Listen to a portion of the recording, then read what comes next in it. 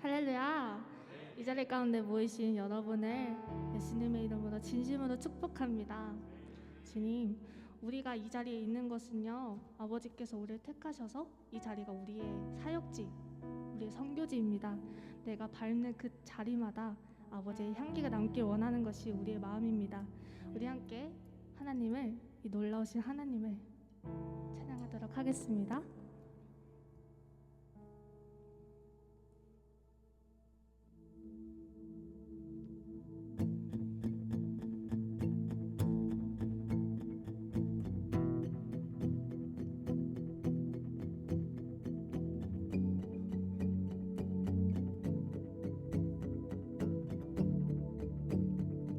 주님의 마음에 있는 곳,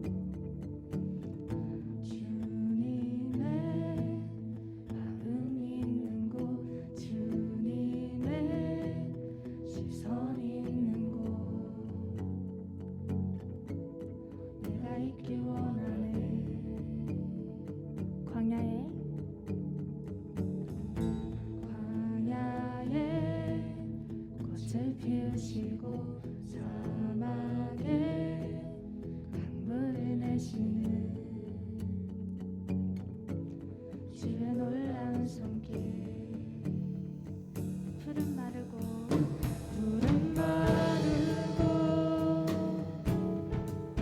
꽃은 시르가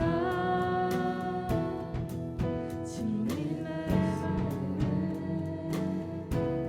영원하네.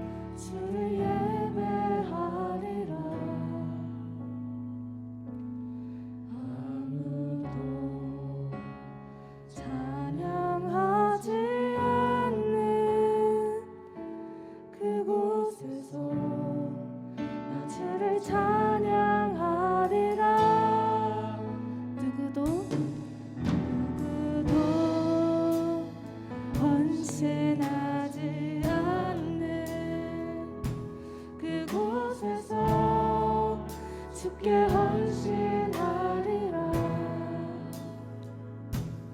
누구도 증거하지 않는 그곳에서 나 주를 증거하리라.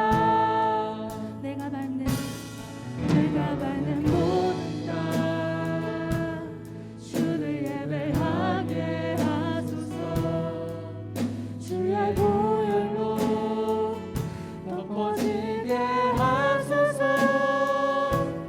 내가 선이고 주의 거룩한 곳 되게 하소서. 주의 향기로 물들이소서. 우리 다시 처음부터 찬양하시겠습니다. 아무도 예배하지 않는 그곳에서 주를 예배하리라. 아무도 찬양하지 않는 그곳에서 나 주를 찬양하리라. 내가 밟는 모든 땅 주를 예배하게 하소서. 주의 보혈로 덮어지게 하소서. 내가 선이고 주의 거룩한 곳 되게 하소서. 주의 향기로 물들이소서. 내가 밟는 모든 땅 주를 예배하게 하소서. 주의 보혈로 덮어지게 하소서. 내가 선이고 주의 거룩한 곳 되게 하소서. 주의 향기로 내가 밟는 소서. 내가 밟는 모든 땅 주를 예배하게 하소서. 주의 보혈로 덮어지게 하소서. 내가 선이고 주의 거룩한 곳 되게 하소서. 주의 향기로 물들이소서. 아버지께서 나를 이 자리 가운데 부르셨으니 주님 우리 가운데 선교사의 마음 부어주시옵소서. 아버지의 마음 바라볼 수 있게 허락하시옵소서. 아버지의 눈물이 고인 곳에 내 눈물이 고이길 원합니다. 아버지여, 내 손길이 필요한 곳에, 아버지의 손길이 필요한 곳에 나를 보내소서. 나를 택하소서. 나를 사용하셔서 우리 주님의 이름 세 번 부르시고 통성으로 기도하시겠습니다.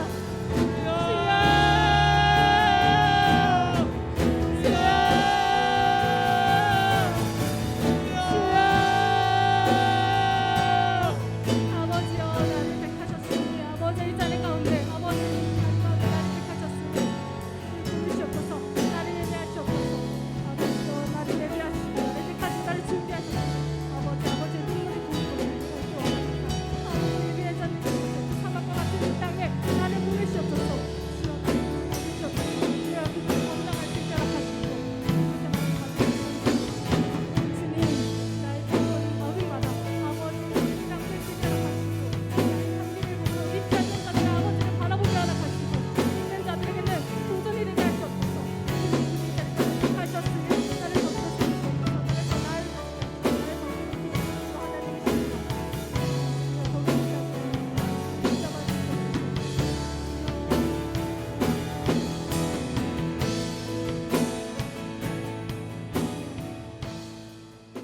사도신경하심으로 우리의 신앙을 고백하도록 하겠습니다.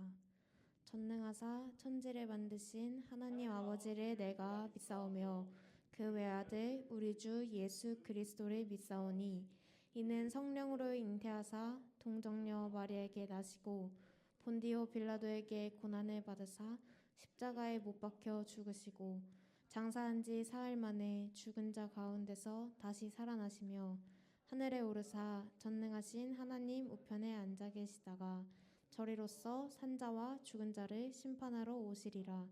성령을 믿사오며 거룩한 공회와 성도가 서로 교통하는 것과 죄를 사하여 주시는 것과 몸이 다시 사는 것과 영원히 사는 것을 믿사옵나이다. 아멘. 오늘 우리에게 주신 하나님의 말씀은 출애굽기 17장 1절 말씀입니다. 제가 읽도록 하겠습니다.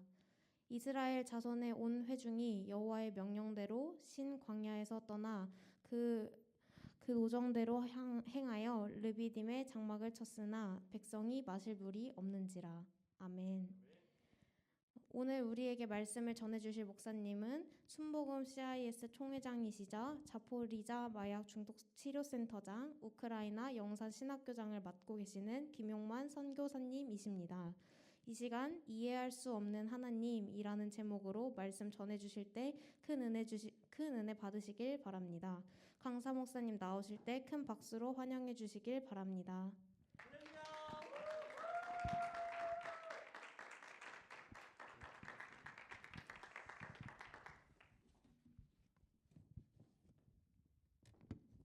마스크 쓰고 하는 거죠?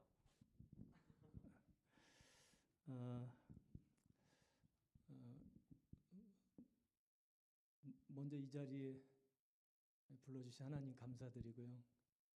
또 초대해 주신 여러분들께도 감사드립니다. 마스크를 벗을게요. 여러분들이 그 예배학에서 배우셔서 아시겠지만 예배의 박수는 오직 하나님께만 치는 겁니다. 그래서 강사가 나올 때도 박수를 안 치는 게 좋죠. 근데 이게 좀 문화적인 요인이 좀 많은 것 같고 모든 영광을 하나님이 받아야 되는 겁니다. 동의하시죠? 네.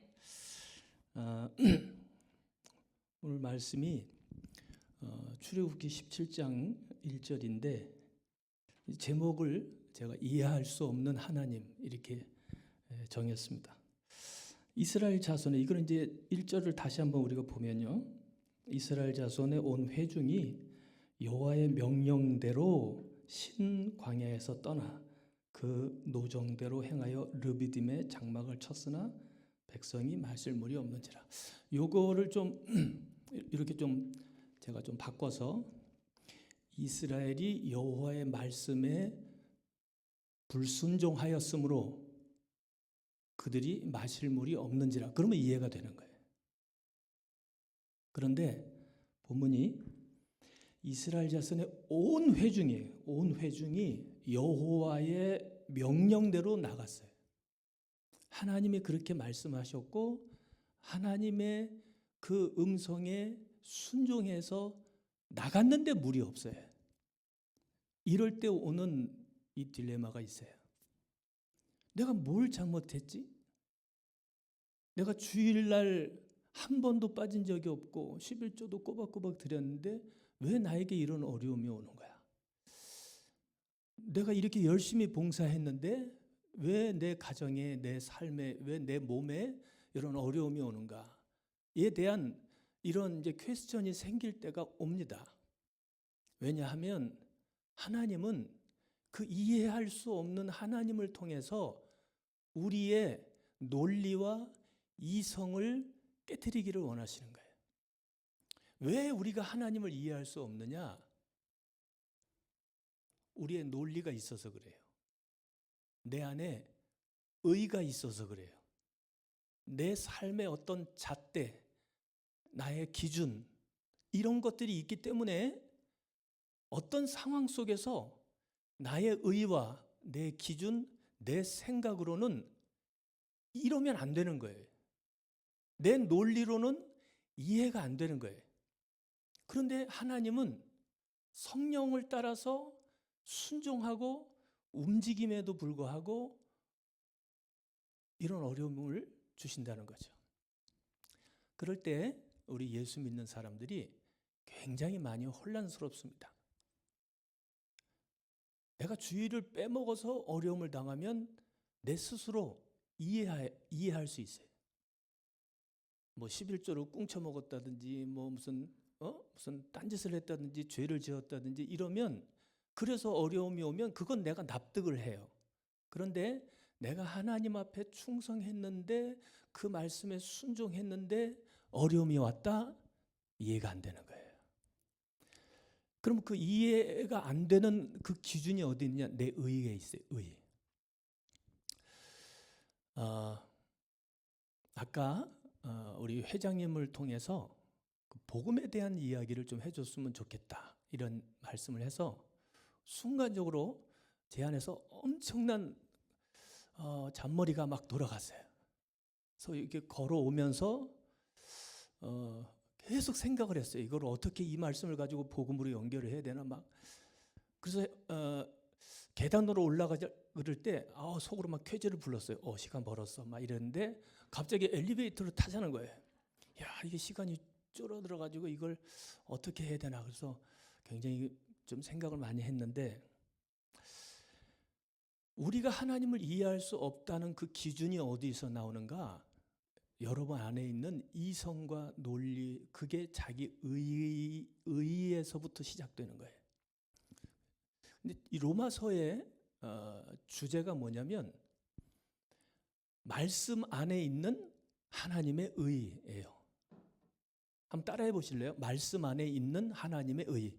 말씀 안에 있는 하나님의 의. 그래서 이제 이게 핵심 성경 구절이 로마서 1장 17절 말씀이에요. 복음에는, 아시는 분 있으면 같이 암송하실까요? 복음에는 하나님의 의가 나타나서 믿음으로 말미암아 믿음에 이르게 하나니 기록된 바 오직 의는, 그건 알잖아요. 오직 의는 믿음으로 말미암아 살리라 함과 같으니라. 그러니까 복음에는 뭐가 있느냐? 하나님의 의가 있어요. 하나님의 의가 어디 있느냐? 복음 안에 있어요. 그런데 이 하나님의 의가 왜 중요하냐면, 모든 인간이 하늘나라 올라갈 때는, 천국에 갈 때는 반드시 이 하나님의 의가 있어야 들어갈 수 있어요. 동의하세요? 인간의 의를 가지고서는 절대로 천국에 갈 수 없습니다. 오직 하나님의 의를 가지고서만이 천국에 갈 수 있어요. 그런데 문제는 뭐냐면, 인간에게는 이 하나님의 의가 없다는 거예요. 그래서 로마서 3장 10절에 보면, 의는 없나니 하나도 없으며 다 치우쳐 한 가지로 무익하게 되고 선을 행하는 자가 없으니 하나도 없도다. 그렇다면 이 세상에 의인이 없고 한 사람도 없다면, 그러면 이 세상에 누구만 있느냐? 로마서 3장 23절에 모든 사람이 죄를 범하였음에 하나님의 영광에 이르지 못하더니. 인간이 천국에 가기 위해서는 반드시 하나님의 의가 있어야 되는데, 그런데 불행하게도 모든 인간은 의가 없이 날 때부터 죄인으로 태어납니다. 그래서 그 죄의 값, 로마서 6장 23절에 죄의 값은 사망이요. 결국 인간은 죄인으로 태어나서 죄인으로 살다가 죄의 값인 사망을 당하여 영원히 저주와 멸망을 당하는 그런 불행한 인생을 살아갈 때에, 요한복음 3장 16절에 하나님이 세상을 이처럼 사랑하셔서 독생자를 통해서 우리에게 복음이 왔어요. 희소식이 뭐냐? 바로 그 하늘나라 갈 수 있는 그 의, 그 하나님의 의가 어디에 있느냐? 복음 안에 있다는 거예요. 그래서 우리가 복음을 외치는 거예요. 이 복음만이, 이 하나님의 말씀만이 그 속에 하나님의 의를 가지고 있어서 그 의를 통해서 우리는 하나님 나라에 갈 수 있는 거예요. 그래서 이 복음이 온 천하의 만민에게 증거되기를 원하시는 이유가 뭐냐? 이 복음을 통해서, 이 복음을 듣는 자들, 이 말씀을 듣는 자들이 바로 그 복음으로 말미암아 살기 때문에 그래요. 이 복음이 바로 하나님의 의예요. 의. 그렇다면 오늘 이 말씀이 우리의 의의 기준으로 이해할 수 없는 하나님을 우리가 이 복음에 내 삶을 드리고 복음에 내 인생을 맡길 때 하나님의 의를 따라가다 보면 하나님께서 내 생각과 내 가치관, 내 철학이 아니라 하나님의 의의 기준으로 나아가다 보니 우리가 그저 아멘하며 순종하는 길밖에 없고 그렇게 살아갈 때 하나님의 역사하심이 나타나게 되는 것입니다. 이스라엘 백성들이 광야에서 나왔어요. 죄송합니다. 제가 몇 시까지 하면 되는 저 시간으로? 45분이요. 감사합니다. 15분 정도 시간이 남아 있어요. 이스라엘 백성들이 애굽에서 430년 있다가 하나님께서 모세를 통해서 출애굽을 시켜주셨어요. 이 출애굽기는 구약의 구원론입니다. 신약의 구원론은 로마서예요. 구원론이라고 하는 것은 죄인이 어떤 과정을 통해서 구원받고 하나님의 백성이 되는가에 대한 부분을 아주 자세하게 말씀하는 내용이에요. 그것이 구약에서는 출애굽기예요. 출애굽기에 이 구원의 정점이 어디냐? 12장 6월절 사건입니다. 이 부분은 모든 신학계통에서 다 인정하는 부분이에요. 그러니까 여러분들도 그냥 마음 편하게 아멘 하셔도 되는 거예요. 자, 출애굽기 12장 6월절 사건은 구원의 사건이에요. 그런데 그러면 12장 전에 1장에서 11장까지는 뭐냐면 구원 이전의 모습이에요. 12장 이후부터 13장에서 40장까지는 구원 그 이후가 되겠죠. 혹시 여러분들 그 레포트 같은 거 쓰실 때 그 박영선 목사님의 구원 그 이후라고 하는 책을 혹시 하신 분이 계실지 모르지만 혹시 그런 분이 안 계시다면 꼭 한번 사서 읽으시면 굉장히 큰 도움이 되리라 믿습니다. 그 출애굽기는 구원 이전에 하나님의 그 백성들의 삶이 어떠했는지를 보여주죠. 바울에게 종노릇하고 노예로 그렇게 살아가던 사람들을 어린 양 6월절에 어린 양의 피로 구원받아서 그 애굽에서 떠나 광야에 나와서 결국 시내산에서 하나님의 성막을 짓는 것으로 그리고 성막이 완성되어질 때 이 출애굽기가 끝이 납니다. 그러니까 구약의 구원론이라고 하는 이 출애굽기는 예수 믿기 이전의 그 죄의 종노릇하며 살던 삶을 정말 적나라하게 보여주는 아주 특별한 책이고 그 구원받은 이후에 하나님이 그들을 어떻게 이끌어 가시는가에 대한 부분도 너무너무 잘 보여주는 이 구원에 대해서 이 출애굽기처럼 디테일하게 보여주는 책이 없습니다. 그래서 구원 6월절 어린 양의 피로 구원해서 그들을 하나님이 어디까지 인도하시느냐? 성막을 만드는 것까지 인도하시는 거예요. 그러니까 구약의 이 구원론인 출애굽기는 예수 믿기 이전에 죄의 종로로 타던 사람을 6월절 어린 양의 피로 구원하고 그리고 출애굽시켜서 그 과거의 삶에서 건져내서 무엇을 만드느냐? 성막을 만드는 거예요. 성막이 오늘날은 뭐죠? 교회죠. 뭐 아멘 안 하기로 뭐 무슨 이렇게 단합하고 그런 건 아니죠. 혹시 마스크 써서 이렇게 아멘 하기 불편하면 고개라도 이렇게 좀 듣고 계신지 제가 잘 확인이 안 돼서요. 이 성막이 신약에서는 교회예요. 맞아요? 그것이 고린도서 3장 16절에 가면 성전으로 바뀝니다. 너희가 하나님의 성전인 것과. 자, 그러면 질문할게요. 하나님이 창세기 1장에 이 우주와 세상과 천지 만물을 창조하실 때 며칠 걸렸죠? 6일 걸렸어요. 그런데 성막을 지으실 때 모세를 시내산에 불러서 성막을 제작하는 것을 가르쳐 주실 때 며칠이 걸렸느냐? 40일이 걸렸어요. 성막 제작하는 그 과정만 설명하신 게 40일이에요. 그리고 성막을 짓는데 이스라엘 백성이 출애굽해서 1년이 걸렸어요. 천지를 창조하시는 건 6일 만에 다 하셨거든요. 그런데 성막은 사이즈가 그렇게 크질 않습니다.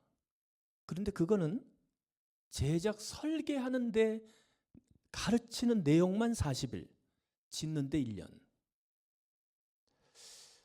왜 그렇게 길게 하셨을까요? 성막이 그렇게 큰 게 아니에요. 대단한 것도 아니에요.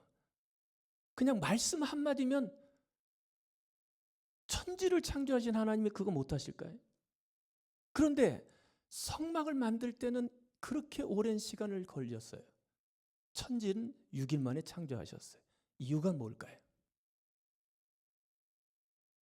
이거는 여러분들에게 숙제를 드립니다. 그래야 혹시 다음에 오면 또 저를 불러주실까? 이렇게 한번 기대하는 마음을 가져보죠.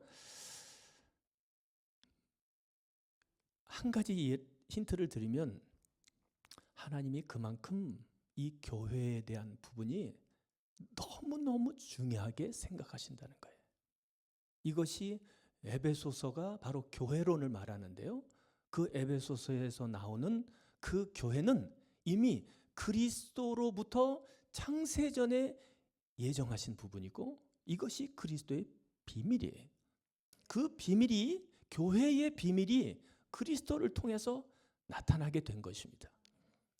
자, 그러면 이 이스라엘 백성들이 그 애굽에서 나와서 광야의 여정을 걸어가서 이제는 애굽에서 나왔다는 얘기는 출애굽을 했다는 얘기는 구원받았다는 얘기예요. 그러면 구원받아서 이제 가는 그 길에 하나님께서 이렇게 성령의 인도하심을 따라 가는데도 불구하고 이런 물이 없고 고난과 어려움을 주시더라 이 말이죠. 왜 그러느냐? 이것이 바로 하나님의 뜻과 우리의 뜻이 너무나 다르다는 것을 이제는 보여주시는 거예요. 너의 길과 나의 길이 다르다는 거예요. 생각이 다르고 가치관이 다르고 철학이 다르고 그래서 이해할 수 없는 부분들을 이스라엘 백성들은 그것을 이해 못할 때마다 계속해서 광야에서 그들이 끊임없이 했던 일이 뭐냐? 원망불평이에요. 근데 그때마다 하나님은 그들을 용납하시면서 계속해서 그들을 이끌어 가십니다. 그리고 드디어 그런 원망불평하는 그들을 통해서 하나님이 마침내 성막을 완성시키는 거예요. 그게 놀랍습니다. 우리는 저와 여러분은 예수 믿고 나서 예수 믿고 천국 가는 그것이 끝이 아니고 그것이 새로운 시작임을 성경에서 말해주고 있는 거예요. 이게 무슨 말이냐면 하나님의 목적이 우리를 구원시키는 것이 그래서 천국 가는 것이 목적이라면 그럼 이스라엘 백성들은 출애굽하자마자 바로 가나안으로 가야 되는 거예요. 그리고 우리도 예수 믿자마자 바로 천국 가야 되는 거예요. 그게 하나님의 목적이라면 우리가 예수 믿는 것이 천국 가는 게 목적이라면 저와 여러분들도 예수 믿는 순간 우리는 천국을 다 가야 되는 거예요. 굳이 이 땅에 살아갈 이유가 없어요. 목적이 이루어졌는데 왜 여기 남아 있어요? 천국 가는 것이 목적이라면 우리는 여기서 살아갈 이유가 없어요. 그런데 하나님의 목적은 예수 믿고 천국 가는 것만이 목적이 아니라는 것을 이 출애굽기를 통해서 보여주는 거예요. 그걸 무엇을 통해서 알 수 있느냐? 구원은 출애굽기 12장에서 시작됐어요. 근데 출애굽기가 총 40장까지 되어 있거든요. 그러면 40장 중에 1장에서 12장까지 해서 구원이 완성됐으면, 구원이 끝났으면 이건 퍼센테이지로 하면 30%에 불과한 거예요. 나머지 13장에서 40장까지 27장에 대한 부분은 구원 그 이후에 대한 70%가 구원 그 이후에 대한 이야기를 하고 있어요. 그러니까 구원에 대한 이야기는 30%, 구원 그 이후에 대한 건 70%, 퍼센테이지로 따져도 2배가 훨씬 넘은 분량으로 주님이 이렇게 말씀하시는 거예요. 만약에 하나님의 뜻도 그냥 이스라엘 백성들을 구원시키는 것이 목적이었다면 출애굽기는 12장으로 끝나야 되는 거예요. 그럼에도 불구하고 40장까지 해서 드디어 성전을 완성하신 이유가 뭐냐? 저와 여러분들이 예수를 믿는 순간에 우리는 하나님의 성전이 되는 겁니다. 그러면 이제는 성전은 완성된 성전이 아닙니다. 지어져 가는 성전입니다. 이것을 우리가 신학 용어로 뭐라 그러죠? 성화되어져 간다 그러죠. 아직 영광스러운 영화의 몸은 아닌 것입니다. 우리는 그 영화로운 몸을 향하여 가는 광야의 순례자들입니다.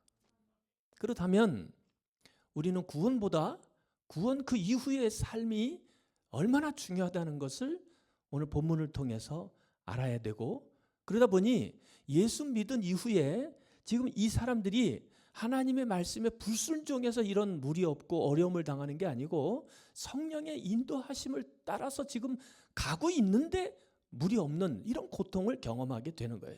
광야에서 물이 없다는 것은 이건 죽음이죠.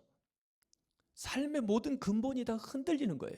그럼에도 불구하고 그 말씀에 순종하며 나아가는 그 이스라엘 백성들에게 왜 이런 어려움을 주시는가? 그것은 그럼에도 불구하고 하나님의 뜻에 순종할 수 있겠는가 하는 부분이죠. 왜냐? 이스라엘 백성들은 애굽에서 430년을 살았습니다. 여러분, 우리가 신학을 하다 보면 이제 그 숫자에 대한 그 영적 의미에 대해서 혹시 공부하시죠? 430년이라는 숫자를 어떻게 기억하시나요? 4, 동서남북, 사방팔방, 전후좌우, 완전수입니다. 3, 삼일체 하나님, 완전수입니다. 그래서 4도 완전수고 3도 완전수기 때문에 4와 3이 플러스된 7은 초완전수라고 얘기하죠. 그런데 430년 끝에가 제로, 10이라고 하는 것은 초완전수 플러스 3완전수, 그래서 또 초완전수가 되는 거예요. 430이라고 하는 시간은 이스라엘 백성들이 애굽에서 종노릇을 완벽한 종으로서 살아가게 됐다 이 말이에요. 구제불능의 상태, 그것이 430년. 그런데 하나님이 거기서 불러냈어요. 불러냈더니 이 사람들이 몸은 어린 양의 피로서 구원받아 애굽을 떠나 있지만 마음과 생각과 멘탈은 여전히 애굽에서의 그 모든 문화와 그 기질과 그 습관을 가지고 있더라 이 말이죠. 여러분들이 예수 믿고 교회 나왔다고 해서 예수 믿기 이전에 누리고 즐겼던 그 게임과 오락과 만화와 이런 모든 것들이 한순간에 다 지워지느냐? 결코 아니라는 거예요. 그것은 예수 믿은 이후에 여러분들이 스스로 자기와의 싸움을 통해서 벗어버리고 이겨나가야 할 자신과의 싸움입니다. 그것은 예수를 믿고 교회에 나왔다고 해서 어느 날 갑자기 없어지는 것이 아닙니다. 그것은 자기와의 싸움이 아무도 나를 대신해서 싸워줄 수 없습니다. 우리가 비록 교회에 나와서 아니면 신학교에 와서 사람들에게 임원으로서 영적으로 거룩하게 보일 수 있고 말도 멋있게 할 수 있겠지만 그 내면의 생각이 얼마나 더럽고 얼마나 패역한지는 하나님이 다 아실 것입니다. 그러므로 우리는 결국 하나님의 그 절대자 앞에서 내 믿음과 신앙에 대한 문제를 해결해야 되는 것이죠. 그것이 바로 자기와의 싸움이에요. 그래서 사도 바울은 나는 날마다 죽는다고 했습니다. 여러분들이 이 신학 과정을 통해서 날마다 죽는 연습을 해야 됩니다. 말로, 표정으로, 삶으로 자신의 기질을 바꿀 수 있을 만큼 430년이라는 그 철저하게 퇴색되어진 그 애굽의 본질적인 악으로 살았던 내가 이제 하나님의 자녀가 되었으니 이제는 과거의 옛 습관을 철저하게 벗기 위해서 여러분들이 정말 고군분투해야 됩니다. 시간이 됐지만 한 1분 정도 간증 하나만 드리고 말씀을 마치겠습니다. 좀 극단적인 표현을 써서 이해하기 쉽게 한 사람의 창녀가 있습니다. 지나가던 부자가 부자의 아들이 그 여인을 보고 홀딱 반했어요. 그래서 그 여인을 자신의 부인으로 삼겠다고 선포를 합니다. 집에서 막 집안이 발칵 뒤집어졌어요. 세상에 그 많은 여자들, 젠틀한 여자들 많은데 왜 하필이면 장녀냐. 그래도 끝까지 고집을 피우니까 결국 결혼하게 됐어요. 자, 그러면 이 장녀는 그 부잣집에 결혼해서 그 집안의 며느리로 들어오면서 어떻게 행동을 해야 될까요? 모든 집안 어르신들의 눈치를 보면서 과거에 입었던 그 짧은 치마 대신에 이제는 옷도 좀 정숙하게 입어야 되고, 또 길거리에서 침 뱉고 담배 피던 그런 불량한 모습에서 이제는 말도 좀 부드럽게 해야 되고 언어 표현도 잘 해야 되겠죠. 우리가 예수님의 신부가 되었습니다. 세상 가운데 내 멋대로 패역하게 살던 우리가 하나님 아버지의 은혜로 독생자 예수 그리스도의 신부가 되었습니다. 이제는 여러분들이 하늘나라 백성으로서 그 주님 앞에 여러분의 말과 여러분의 행동뿐만 아니라 이제는 우리의 남편 되시는, 신랑 되시는 예수님의 아버지 하나님은 우리의 마음 중심도 보시는 분이시기 때문에 여러분의 생각까지도 철저하게 내려놔야 되는 것입니다. 이해할 수 없는 하나님이지만 오늘도 내 모든 의지와 생각과 계획을 포기하고 내려놓고 오늘도 나는 죽으며 오직 말씀만이 내 삶을 이끌어가는 그런 삶이 되시기를 축복합니다. 기도합니다. 살아계신 하나님 아버지, 우리 한세대학 신학과, 우리 대학원 모든 학우의 임원들에게 또 학생들에게 하나님의 기름 부으심이 임하여 내 뜻대로 마옵시고 아버지의 뜻대로 살게 하옵소서. 예수님 이름으로 기도드립니다. 살아계신 하나님, 오늘 예배 가운데 성령이 운행하셔서 들은 모든 심령들의 마음 가운데 강하게 역사하시고 성령께서 말씀이 우리의 자아를 이기게 하옵소서. 그 말씀 앞에 우리의 모든 의지를 내려놓게 하옵시고 내 생각을 무릎 꿇게 하옵소서. 이제는 우리 주 예수 그리스도의 무한하신 은혜와 아버지 하나님의 영원하신 사랑하심과 보혜사 성령님 내주하시고 교통 인도 충만히 역사하심이 이해할 수 없을 때 그때라도 말씀이시면 주님이 나아가라 하시면 멈춰서지 아니하고 나아갈 수 있는 믿음의 사람들, 저들의 삶의 범사 위에 이제로부터 영원토록 함께 하시기를 간절히 축원드리옵나이다. 아멘.